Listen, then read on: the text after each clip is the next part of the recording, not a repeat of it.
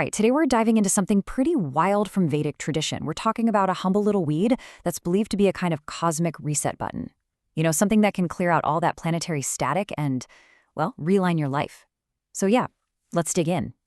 I mean, think about it for a second. What if some common weed you probably walk past all the time could actually clear your mind? It sounds a little out there, right? But the idea that this tough little plant holds the key to sharpening your brain and calming you down, well, according to ancient Vedic tradition, that's exactly what we're talking about. Okay, so to really get why this plant is so important, we gotta understand the problem it's supposed to fix. In Vedic astrology, or Jyotish, they talk about something called an afflicted Mercury. And really, you can think of it like cosmic static, you know, the kind that messes with the signal and creates real, everyday problems in our lives. So here's the deal with Mercury, or Buddha as it's known. This planet is the big boss of your communication, your smarts, even your success in business. When Mercury is happy and harmonious, you're on fire. You've got clarity, you're witty, things just click. But when it's afflicted, oh man, that's when the mental fog rolls in. You feel anxious, communication breaks down, and you hit all these frustrating roadblocks. It's literally the difference between a crystal clear radio signal and just static. So the big question is, how do you fix that? How do you clear up that cosmic static? Well, the ancient texts point to a really unexpected hero. A thorny, super resilient plant that's basically Mercury's sacred sidekick. And here it is. Meet Chirchira, also known as Apamarg. And get this, its name in Sanskrit literally means path destroyer. How cool is that? The whole idea is that this plant just sweeps away all the negative junk, all the obstacles, and clears a path for you. And its physical toughness? That's no accident. It's a perfect mirror of its spiritual power. This right here is a core idea in Vedic Jyotish.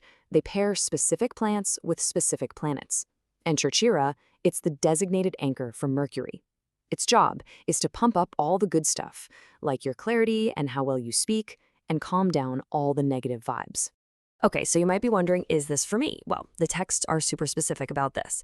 If you're a Gemini or a Virgo, both ruled by Mercury, this is supposed to fortify your natural wit. It's also a big deal for anyone whose birth chart shows Mercury in a tough spot. And it's especially for people dealing with the, let's call them shadowy intrigues of Rahu, which is this kind of shadow planet linked to illusion and all that tricky stuff. I love this quote. It just nails it. It sweeps away karmic debris, aligning with Mercury's mercurial flow. It's like a spiritual deep clean, right? So now that we know why, let's get into the how. How is this thing actually used? All right, let's get practical. This section is all about the how-to. We're going to look at the actual rituals, the specific practices for using Chirchira to get that Mercury energy working for you and bring in that clarity. Okay, before we jump into the steps, there are two key things you got to know. Think of these as the ground rules: timing and consistency. First, these rituals are said to be way more powerful on Wednesdays, which is Mercury's day. They call it Budhavar. Second, this isn't a one-and-done thing. For the best results, you're looking at doing this for about 21 to 40 days. So let's walk through the most popular remedy, the root talisman. It's a pretty clear-cut process. Step 1, you get the root, and you do it on a Wednesday. All the good stuff is apparently packed in the roots. Step 2, you tie it together with another special root, called Vidara root, using green thread, because green is Mercury's color. Then, you purify it, chant a specific mantra, and boom, you wear it around your neck or wrist. The whole point is to boost your intellect and help with any speech or communication hangups. And that talisman, that's just the beginning. As you can see here, Chirchira is used for all sorts of things. There are fire rituals for students hitting a wall, amulets for anxiety and bad sleep, even remedies for things like infertility or trying to find a job. It's a real multi-tool in this whole system. So we've covered the practical side, but there's a whole other layer to this. The plant is just dripping with symbolism. Let's take a look at how its spiky, tough exterior is actually a map to its spiritual purpose. And we're back to that awesome name, Apamarg, the path destroyer. And remember, this isn't about, blowing things up. It's about demolition with a purpose. It's clearing out the old, negative pathways, all that gunk, to make way for a new, clearer, divinely guided direction.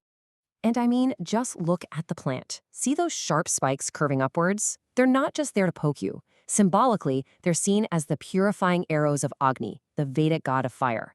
It's like the plant is literally armed with these tiny flames of cleansing energy. And its significance goes way beyond just astrology. In Tantra, it's used as a shield against black magic. In Ayurveda, it's used to balance our body's energies.